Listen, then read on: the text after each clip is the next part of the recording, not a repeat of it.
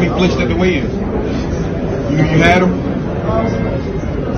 Yeah, I knew I could get him with my feints in the fight. That's why you see when I feint him in the ring, he jump back. That's when I start picking up too. Like, he will be in front of me, but if I'm about to throw something, he'll back all the way up. So I knew I had to like stay in his face and like keep my guard high. And by the way, I got this from blocking, and he just punching this, so he didn't actually catch me. You know what I mean? So it happens though. Yep. What did I tell you? What did I tell you? Listen, don't you question this community ever again. What did we tell you over here in this community? He just got information. Oh, you lean straight back and you throw the left. Just like Canelo, when Caleb Plant, who didn't feint, he swung. When Caleb swung, Caleb found out a lot. Even in close range, Canelo's too far away. Because it went whoop, and then Canelo went pop, pop, pop. He gave him like a three-piece. And I'll never forget, my middle brother said that's exactly how the fight's gonna go. Tank said whoop, and he went. And it's like, that's where you at. Now I know what to do. You're on a line. You're gonna go whoop, and then I'm gonna go slip and bam. Probably a body shot. That feint was everything. Flinch Martin was everything. Flinch Martin from Flinch, Michigan was everything. Now Gervonta Tank Davis admitted it. He collected data up there. All of you who said that y'all looking too into the flinch, y'all not, I'm telling you, that flinch was, when I say who won the weigh-in, or who won the press conference, or a press conference means nothing. The only thing that means something is the ring. Hell, that's a damn lie. When you are about to fight somebody or go into war, you get little opportunities to meet up with them. And if you are a warrior and that's your op, every opportunity you get, you're going to try to gain an advantage. Either getting information from them or trying to intimidate them or play mind games or do all of the above. Which Gervonta Tank Davis, when he did that feint and we saw Flinch Martin, he got all his information. Not only does he go for the feints, but when he flinch, he goes straight back.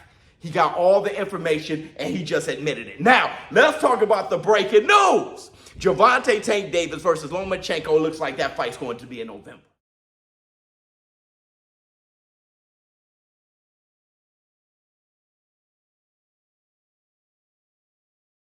And let me tell you, bruh, I showed you guys in the morning podcast, Taco Tuesday this morning, I showed you guys that Lomachenko, he has a telltale.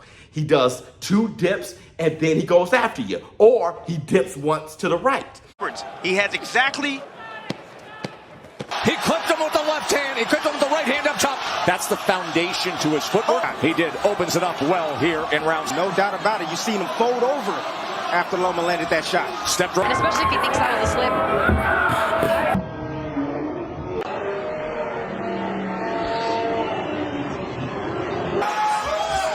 With Gervonta Tank Davis's IQ and the IQ of his entire team, all right, his coaches, they take advantage of things like that. Now, I saw a few of you guys in the comments asking me, do I think Lomachenko has a chance? Yeah. Is there a fundamental chance I think he has? Something that we can, measure and put some weight on? Absolutely. And one of the biggest things is this.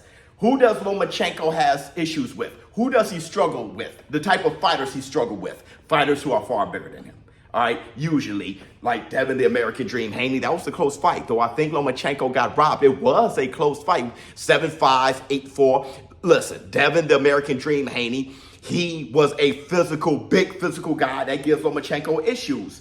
Luke Campbell, Linares. When you're bigger than him, you usually give him issues. Now, there were guys like Nakatani didn't give him issues. Lomachenko was able to use his quickness and his fundamentals and all those things to expose Nakatani. But in this case, with Gervonta Tank Davis, they're the same size. Gervonta weighed in 133 against Flank Martin. He's 5'5". Those guys, Lomachenko has a field day with. So if there's anything you can lay your hat on to say Lomachenko is going to win, it's the fact that this guy isn't towering over him or far bigger than him as far as mass. Gervonta Tank Davis and Lomachenko around the same size, and that's high tech. That's the Matrix. That's Lomachenko. Chanko, that's one thing. If you want to lay your hat on something, it will be that. Gervonta Tank Davis don't have that big size advantage that a lot of those guys that give Lomachenko issues that they have. Now, let's move on. Devin the American Dream Haney versus Sandor Martin.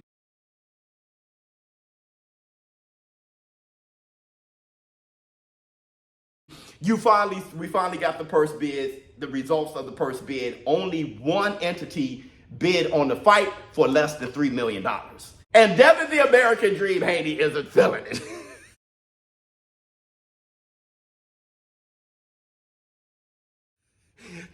Look at that Matchroom like, listen, that's diabolical, fam. Nobody else put in on that purse bid, but specifically Matchroom. And let me tell you something, bro.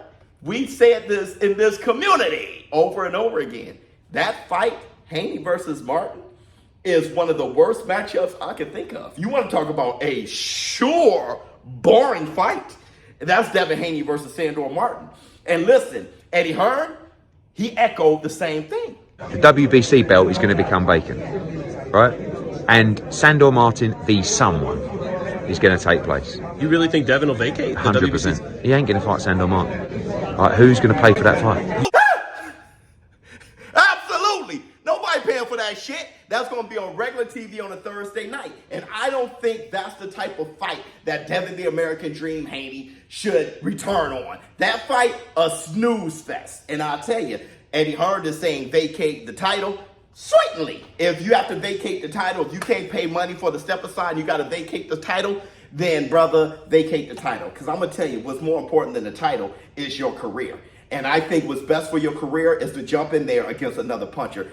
You need somebody that is your size, a big guy who can punch, somebody that would make people say, okay, that was a one-off with Ryan Garcia. All right. Now, if you can't find anyone that's your size who can punch, okay, Matias would have been perfect, but Perot just ate him alive, just totally outboxed him. Then you can still go up against a big puncher like Isak Pitbull Cruz. The thing is, you may just get criticized because, once again, Pitbull is 5'3", and you take advantage of guys who are far shorter than you. But he's still a big puncher, and a lot of people are going to think that Pitbull would beat Devin the American Dream Haney. So if there's anybody, maybe Pitbull would be perfect because you take advantage of those short guys, but people are going to think that he'll beat you. So Devin Haney versus Isak Pitbull Cruz, we would prefer that far more than that snooze fest, Sandor Martin versus Devin Haney. Now, I'm not saying they both on their own are snooze fighters.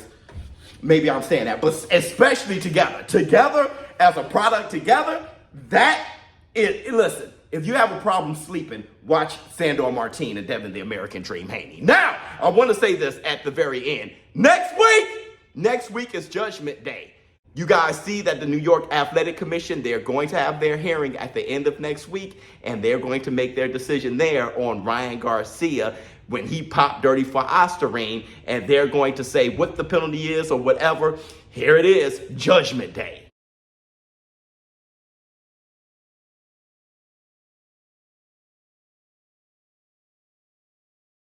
And like I said, in this community, we reported all of the important things. We reported the results, the hair sample, all the testing and all those things of the supplements, and this pop dirty and that pop dirty, and people say, oh, I'm not dirty. All those things. Look, we got all the information that we possibly could, but at the end of the day, the result is going to be next week. At least we know what's going on with the test results, and we know what Team Ryan Garcia is going to present to the New York State Athletic Commission, and we're going to see what it is. What would I do to keep everything consistent with Alicia Baumgardner and how Alicia Baumgardner popped for 2 PEDs, and they said, listen, she popped, but she didn't intentionally consume those PEDs, so really she got her suspension lifted. And now, you know, Alicia Baumgardner, she still popped, but they said that she did it unintentionally, and the PEDs that she popped for wouldn't have had no effect on the fight. So if you want to be consistent, I would be consistent with the Alicia Baumgardner case, and I'll say that Ryan Garcia, he did pop for Osterine, but it was unintentional. And I'll probably do a 3-month suspension, which It starts from when he popped April 20th, so the suspension will be lifted by this time. Let me know how you feel in the comments below. ShowBizz, little dope. I'm out.